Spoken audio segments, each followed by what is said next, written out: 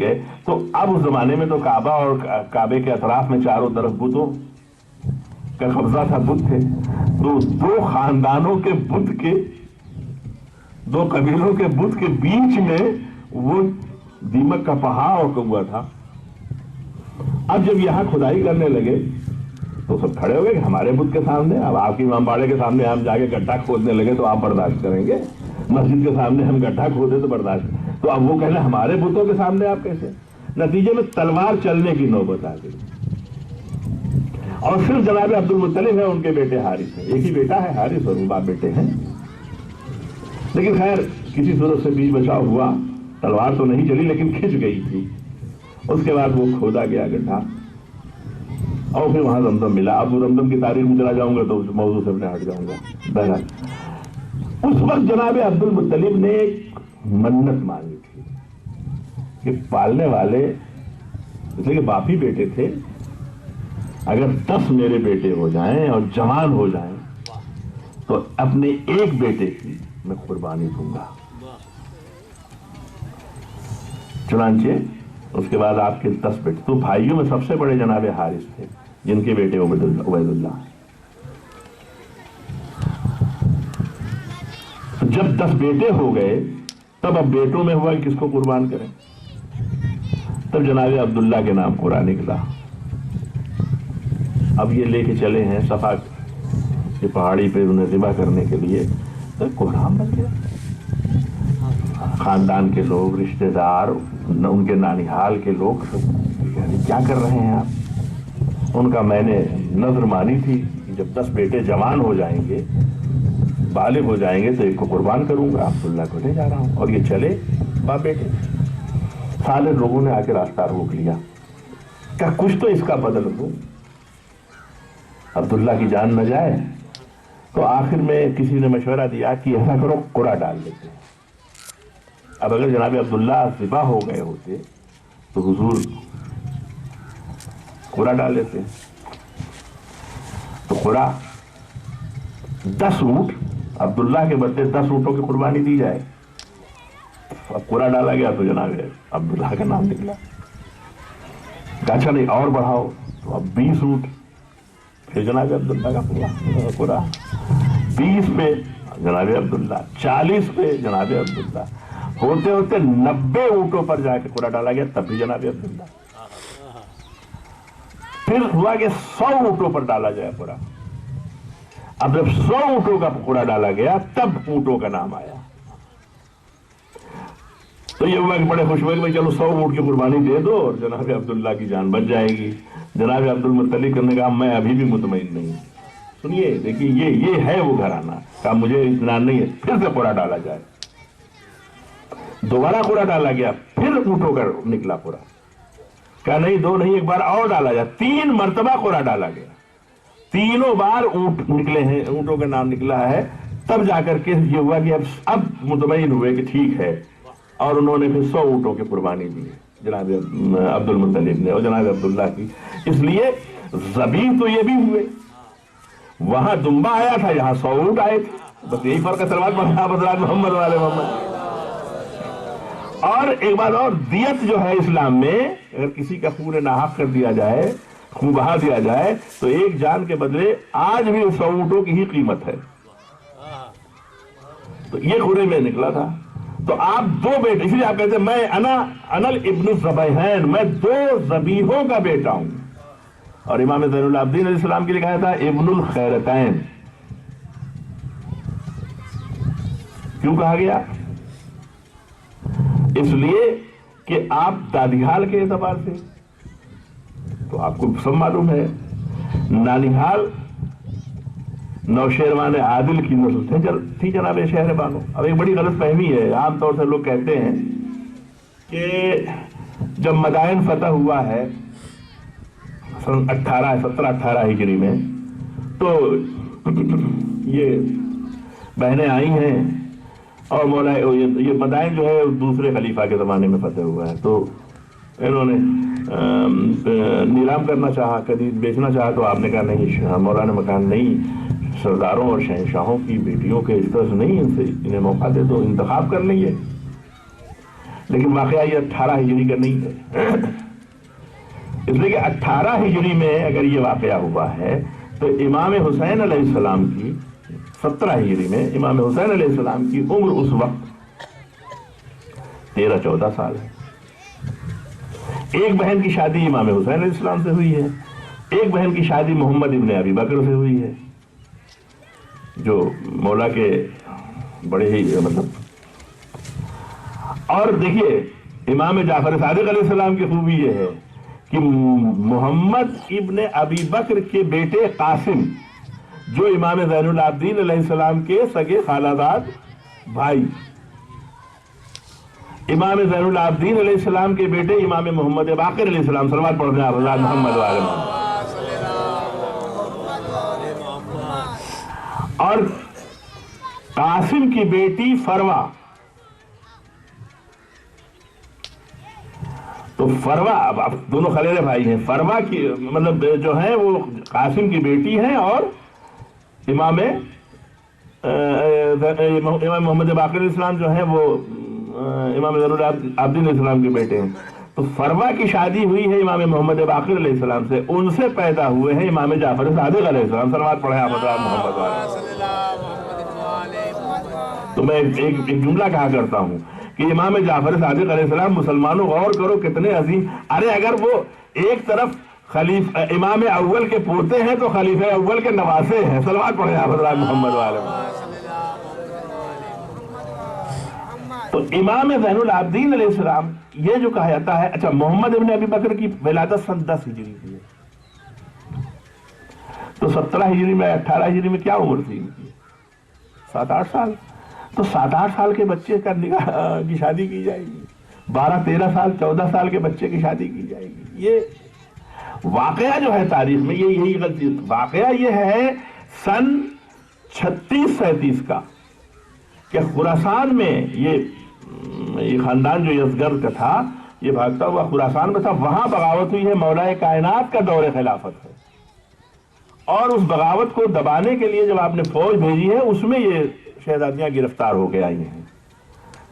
اب اس وقت امام کی عمر جو ہے وہ 30 برس کی تقریباً ہے، محمد ابن ابی بکر کی عمر جو ہے 20-22 سال ہے، لہذا اب ان دونوں کی شادی آپ نے کی ہے۔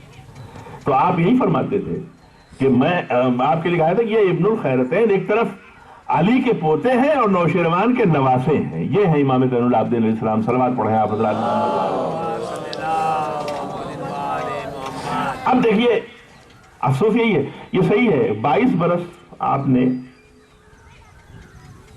کربلا میں آپ کی عمر 22-23 برس بتائی جاتی ہے، 22 برس 38 میں پہلے ولادت ہوئی ہے، سن 60 ارے محرم میں تو ہو ہی گیا، تو 22 برس کی عمر ہے، 2 برس یعنی 38 میں پیدا ہوئے ہیں تو حضرت مولا کائنات کی خلافت ظاہرہ ہے، 2 سال بعد آپ کی شہادت ہو جاتی ہے، پھر امام حسن کا دور امامت شروع ہوتا ہے جو تقریباً 10 برس ہے، اس کے بعد امام حسین کا 10 برس کا دور ہے، تو یہ 22 برس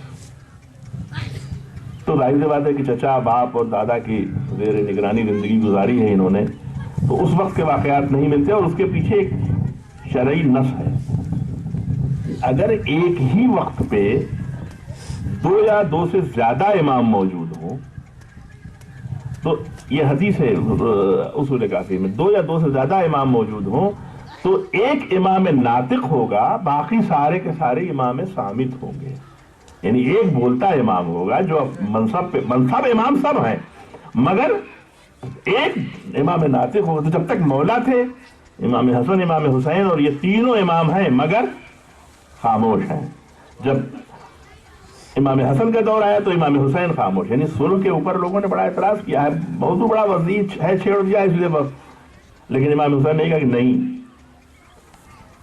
جناب حجر ابن عدی جن کا روزہ ابھی کھول دیا گیا ہے، ظاہر سی بات ہے بڑے چاہنے والے مولا کے، لیکن ظاہر سی بات ہے کہ جو علم امامت تھی اس منزل پہ کہاں پہنچے ہوئے۔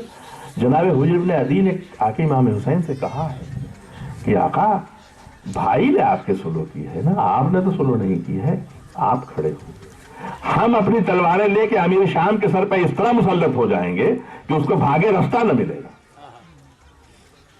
اب یہ جذبہ الفت ہے، تو امام نے فرمایا نہیں، امیر شام کی زندگی تک خاموش بیٹھا۔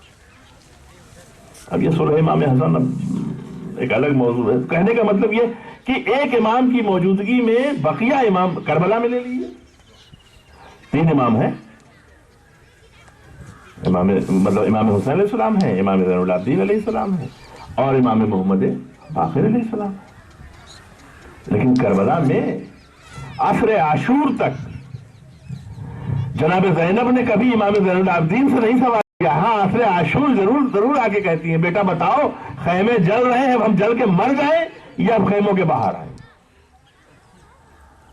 تو جب تک ایک امام ہے بقیہ امام خاموش ہیں۔ تو 22 برس تو یہ آپ کی خاموشی کی زندگی ہے امام زین العابدین علیہ السلام کی۔ 22 برس کے بعد اب 10 محرم کو عصر کے بعد آپ کا دور امامت ہے۔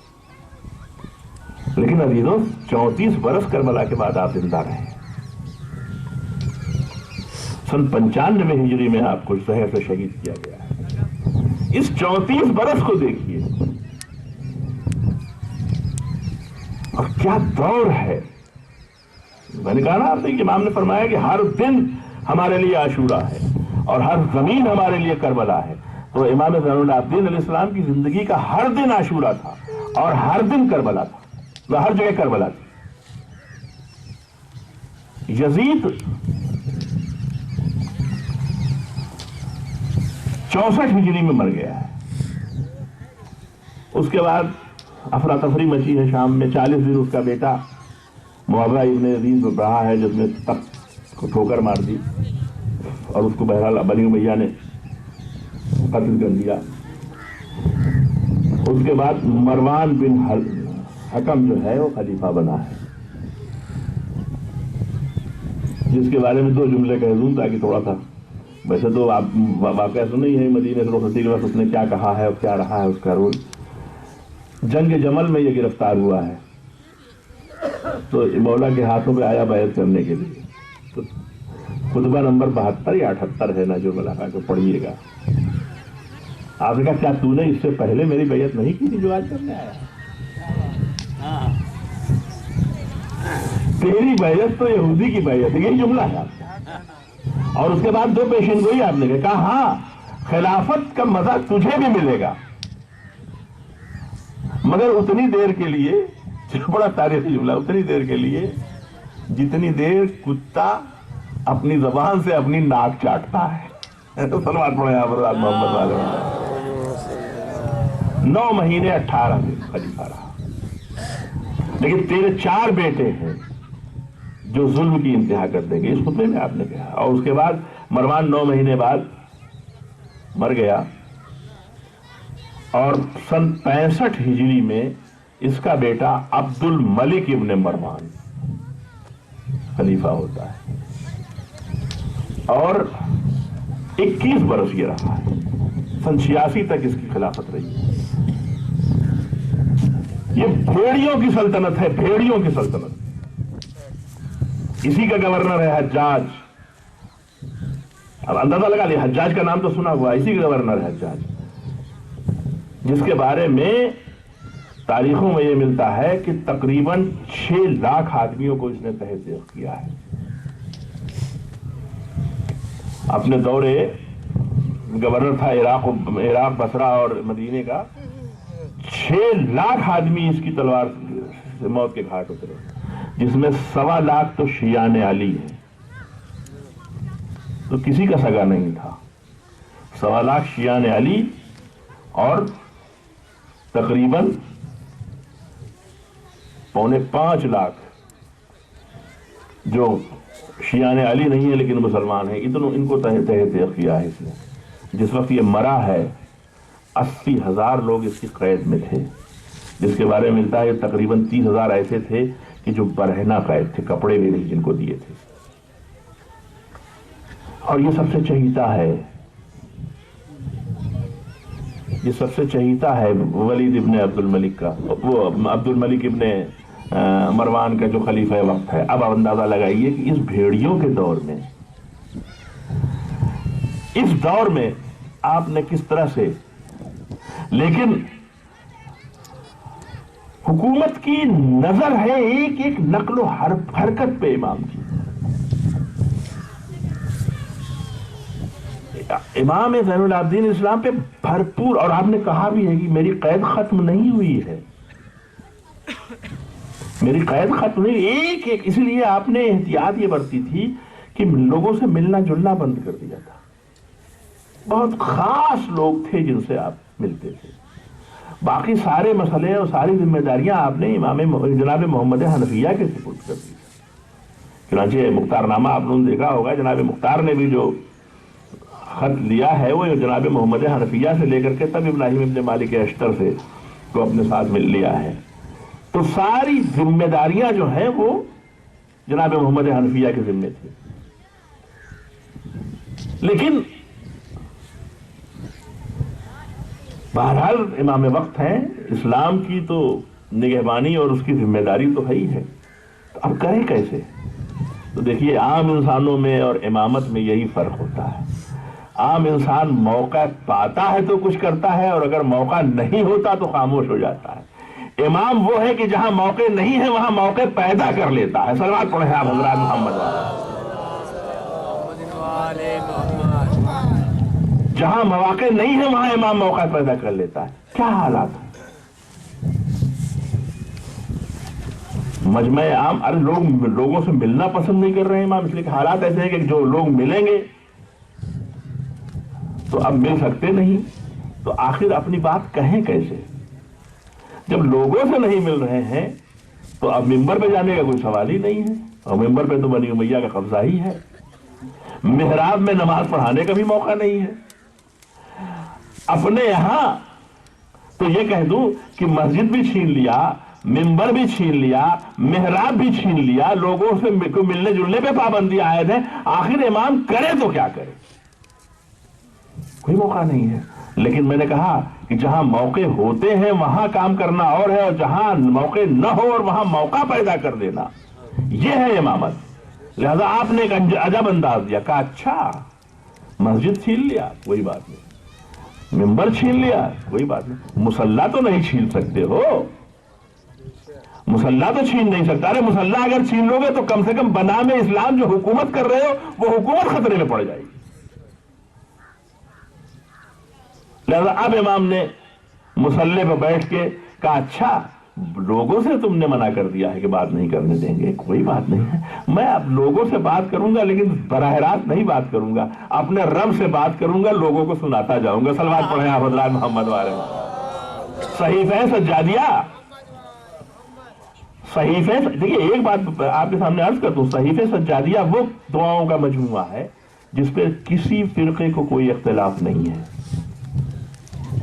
نہج البلاغہ میں جو خطبات ہیں سید رضی نے بڑی محنت سے ہر طرح سے یقین ہونے کے بعد انہیں جمع کیا ہے، مگر اس میں بھی کچھ خطبات جیسے خطبہ شقیہ ہے، اس لیے کہ وہاں اس خطبے میں جو جملے ہیں تو بہت سی شخصیتیں مجروح ہوتی ہیں۔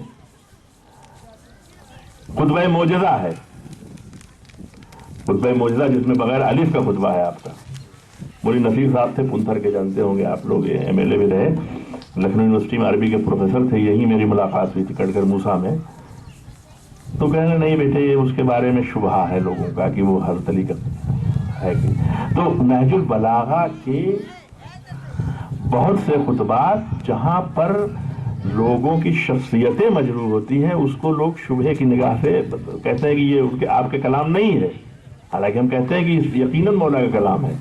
لیکن صحیفہ سجادیہ کی دعائیں وہ دعائیں ہیں جس پہ سب کہتے ہیں کہ یہ امام کا کلام۔ صلوات پڑھیں آپ حضرات محمد والے۔ لیکن ہم نے جیسے وہ بیمار امام تھا ویسے ہی بیمار امام کے اس کلام کو بھی بیمار کر دیا۔ بس وقت نہیں ہے کیونکہ اس کے بعد جلوس نکلنا، چند جملے، ایک چھوٹی سی دعا ہے، لیکن دعائیں آپ سب پڑھتے ہیں، ہم سب پڑھتے ہیں۔ دعاؤں کے بارے میں بتایا بھی گیا ہے کہ پہلے صلوات بھیجو، درود بھیجو، آخر میں درود بھیجو، بیچ میں دعائیں پڑھو، دعائیں مانگو، اس لیے کہ درود وہ دعا ہے کہ جو اللہ کبھی رد نہیں کرے گا، تو اگر اس کے بیچ میں تمہاری دعا ہے تو اللہ کو شرم آتی ہے کہ ایک بات مانوں دوسری نہ مانوں، لہذا اسی کے صدقے میں یہ بھی تمہاری دعا بھی قبول ہو جائے گی، یہ معصوم نے راستہ بتایا ہے۔ لیکن جتنی دعائیں ہیں اور صحیفہ سجادیہ کی دعاؤں میں ایک بڑا بنیادی فرق ہے، جتنی دعائیں ہیں اس کے ابتدا میں صلوات ہے اور انتہا میں صلوات ہے۔ صحیفے سجادیہ کی دعاؤں کو دیکھیے آپ، ہر 2 جملے کے بعد صلوات ہے، درمیان میں اور دعاؤں میں صلوات نہیں ملتی ہے، درود نہیں ملتا ہے محمد و آل محمد سے۔ صحیفے سجادیہ کی ہر دعا میں ہر 2 جملے 3 جملے کے بعد درود ملتا ہے، صلوات پڑھیں حضرات محمد۔ ایک بنیادی فرق ہے صحیفہ سجادیہ کا۔ کیوں ایسا ہے؟ ایسا کیوں ہے؟ اس کے پیچھے بھی مصلحت امام تھی، اس کے پیچھے بھی منشاء امام تھی، اس لیے کہ حالات وہ بن گئے تھے کہ محمد و آل محمد 70,000 ممبروں سے مولائے کائنات کو برا بھلا کہا جا رہا ہو،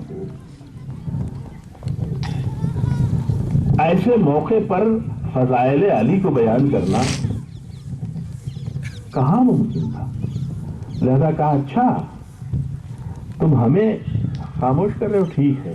دعا نمبر 2 دوسری دعا ہے، مختصر سی ایک صفحے یا 1.5 صفحے کی دعا ہے، جس میں آپ نے صرف پوری تاریخ اسلام بیان کی، اور ہر 2 جملے بعد پڑھنے والے تو نے اپنے حبیب کو بھیجا۔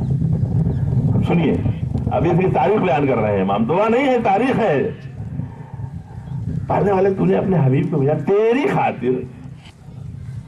تیری خاطر اس نے اپنوں کو غیر بنا دیا، غیروں کو اپنا لیا۔ صلوات پڑھیں حضرات محمد والے۔ پڑھنے والے درود ہے محمد والے محمد، صلوات پڑھتے ہیں حضرات محمد والے۔ اب یہ اس ایک جملے میں تیری راہ میں، تیری رضا میں اپنوں کو تو غیر کر دیا اور غیروں کو اپنا لیا۔ آپ تاریخ پڑھ لیجئے، اپنے کون تھے جن کو دور کر دیا، غیر کون تھا جسے اپنے اہل بیت میں شامل کر لیا۔ صلوات پڑھیں حضرات محمد والے۔ سلمان ہم اہل بیت میں سے، فارس کے رہنے والے سلمان اپنے ہو گئے، ابو لہب چچا تھا اسے غیر کر دیا۔ یہ دیکھیے، اس کے بعد اب پوری تاریخ اس دعا میں ہے۔ پڑھنے والے غیروں کو اپنا لیا اور اپنوں کو دور کر دیا، غیروں سے تیری راہ میں جنگ کی۔ اب تفصیل سے 2-3 جملے آپ کے سامنے عرض کروں گا، آپ اس لیے کہ تیری راہ میں غیروں سے جنگ کی، اپنوں سے جنگ کی تیری راہ میں۔ تیری راہ میں جہاں وہ مضبوط تھے وہاں وہ کمزور ہو گئے اور انہوں نے وطن چھوڑ دیا۔ اب دیکھ ہجرت، اب جب ہجرت کب چھوڑا وطن، کیوں چھوڑا وطن، تو اب جب وطن چھوڑنے کی بات آئے گی تو شب ہجرت کے بستر کی بھی بات آ جائے گی۔ صلوات پڑھیں حضرات محمد والے محمد۔ جہاں کمزور تھے وہاں گئے اور پھر تو نے انہیں تقویت دی، طاقت دی، تو وہ پھر اپنے مرکز کی طرف پلٹے اور آ کر کے انہوں نے ان کے گھر میں ان کو شکست دی ہے۔ فتح مکہ کی طرف اشارہ ہو رہا ہے۔ صلوات پڑھیں۔ تو یہ مطلب مختصر دعا ہے اور ہر جملے کے بعد صلوات ہے۔ شروع اس لیے کہ آل محمد اور محمد و آل محمد کا وقار زد پہ تھا، لہذا مولا دعا بھی کر رہے ہیں، تاریخ بھی بتا رہے ہیں اور درود بھی بھیج رہے ہیں۔ صلوات پڑھیں آپ حضرات۔ تو یہ اس طرح سے آپ نے تبلیغ کی ہے۔ بس اب عزیزان گرامی سنیے، ایسے ظالم ماحول میں تاریخ میں 2 واقعات بیان کر کے آپ تحمت تمام کروں گا، کیونکہ ویسے بھی بات لمبی ہو گئی ہے۔ حشام ابن اسماعیل مدینے کا گورنر ہے اور عبد الملک ابن مروان خلیفہ ہے، اور اس کی طرف سے یہ ہدایت ہے کہ جتنا ہو سکے آل رسول پر مظالم ڈھاؤ۔ دیکھیے یہ سیرت ہمیں ملتی ہے امام۔ عبد الملک مر گیا، اب دوسرا خلیفہ ہوا، ولید ہوا۔ تو ظاہر سی بات، جب رجیم چینج ہوتا ہے، جب حکومتیں بدلتی ہیں تو عملے بھی بدلتے ہیں۔ تو یہ جو گورنر تھا اس کو معزول کر دیا گیا اور خلیفہ نے حکم دیا کہ اس کو قید کر دیا جائے، جو نیا خلیفہ آیا، اور کہا اہل مدینہ کو حکم دے دیا کہ جس کا جو اس سے انتقام لینا ہے، جو بدلہ لینا ہے وہ بدلہ لے لے۔ اب یہ قید کر دیا گیا۔ تو یہ ہشام ابن اسماعیل کہا کرتا تھا کہ مجھے کسی کے انتقام کا کوئی ڈر نہیں ہے، مجھے سب سے زیادہ علی ابن الحسین امام زین العابدین سے خوف ہے، اس لیے کہ میں نے بہت ستایا ہے، میں نے بہت ستایا ہے، ان کے انتقام سے میں ڈرتا ہوں۔ ادھر یہ حکم پہنچا، اب سنیے، اب امام کا حکم سنیے، ادھر یہ حکم پہنچا، ادھر امام نے کیا کیا کہ سارے بنی ہاشم کے لوگوں کو جمع کیا، اپنے خاندان کے لوگوں کو، کہا معلوم ہے کہ کہ عبد الملک کا انتقال ہو گیا؟ کہا ہاں۔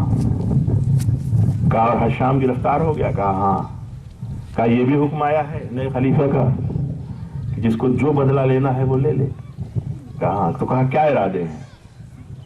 کہا حضور ایک ایک ظلم کا گن گن کے ہم حساب اس سے لیں گے، جتنا اس نے ظلم ڈھایا ہے ہم پہ ایک ایک کا انتقام لیں گے۔ تو امام نے کہا میں نے اسی لیے تو تمہیں بلایا ہے، دیکھو انتقام مت لینا، سنیے جملہ سنیے، دیکھو اس سے اب انتقام، دیکھو میرے دادا میرے جد نے کہا ہے کہ جب دشمن طاقت کھو دے تو اسے معاف دے۔ اب وہ گورنر نہیں ہے، اب تو ویسے ہی وہ شکست خوردہ ہے، اس کا انتقام یہ ہے کہ اسے معاف کر۔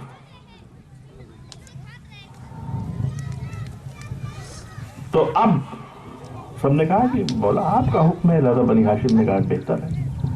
تو ہشام اپنے بال نوچتا تھا قید خانے میں اور کہتا تھا کہ جیسا انتقام مجھ سے علی ابن الحسین نے لیا ہے ویسا انتقام کسی نے نہیں لیا مجھے، اور یہی جملہ اس کا تاریخ ملتا ہے کہ جس انتقام سے میں ڈرتا تھا اس سے زیادہ شدید انتقام مجھ سے علی ابن الحسین نے لے لیا۔ اور اس کے بعد آپ نے ایک رقم لی ہے، اور رقم لینے کے بعد بھیجا ہے اس کے گھر والوں پہ، اس کے پاس بھیجا ہے کہ لے یہ پیسے لے، اور اپنے رہائی کا ان پیسوں سے تو انتظام کر، اور جب تک تو قید میں ہے تیرے اہل و عیال کی کفالت کی ذمہ داری میری ہے۔ یہ طریقہ انتقام بتایا ہے آپ نے۔ اب یہ سب چیزیں غور کرنے کی ہے۔ یا اس کے بعد دوسرا واقعہ سنیے کہ جب سن 64 ہجری میں یزید مر گیا ہے تو مکے کا محاصرہ چل رہا تھا، اس زمانے میں فوج میں افراتفری مچ گئی اور وہ بھاگنا شروع ہوئی۔ ادھر امام مکے آ رہے تھے، یزیدی فوج کا ایک دستہ بھوکا پیاسا شام کی طرف بھاگ رہا تھا، نہ کھانے کا سامان تھا نہ پانی کا سامان تھا، دیکھا ایک قافلہ ٹھہرا ہوا ہے تو اس قافلے پہ پہنچا۔ یہ قافلہ امام زین العابدین علیہ السلام کا تھا۔ یہ پہنچے تو انہوں نے کہا کہ ہم بھوکے اور پیاسے ہیں، تو آپ نے کہا سب کو پانی پلاؤ، سب کو کھانا کھلاؤ۔ جب وہ سارے فوجی کھا پی چکے تو ان کا سردار ایک مرتبہ آ کے امام زین العابدین علیہ السلام سے کہتا ہے کہ لگتا ہے آپ نے مجھے پہچانا نہیں، اگر آپ نے مجھے پہچان لیا ہوتا تو نہ آپ مجھے پانی پلاتے نہ کھانا کھلاتے۔ تو امام فرماتے ہیں حسین ابن نمیر میں نے تجھے خوب پہچان لیا۔ حسین ایسا نہیں ہے کہ میں نے تجھے نہیں پہچانا ہے، تو ہی ہے جس نے میرے جوان بھائی کے سینے پہ برچھی ماری، لیکن یہ تیرا طریقہ تھا، کل ہم تیرے مہمان تھے تو نے ہمارے ساتھ یہ سلوک کیا، آج تو ہمارے در پہ مہمان بن کے آیا ہے، لہذا ہم نے تجھے خوب پہچان لیا، کہہ کے منہ پھیر دیا آپ نے، جا چلا جا۔ تو یہ ہے، یہ سیرت ہے ہمیں ملتی ہے امام زین العابدین علیہ السلام کی۔ اور عزیزان گرامی، کیا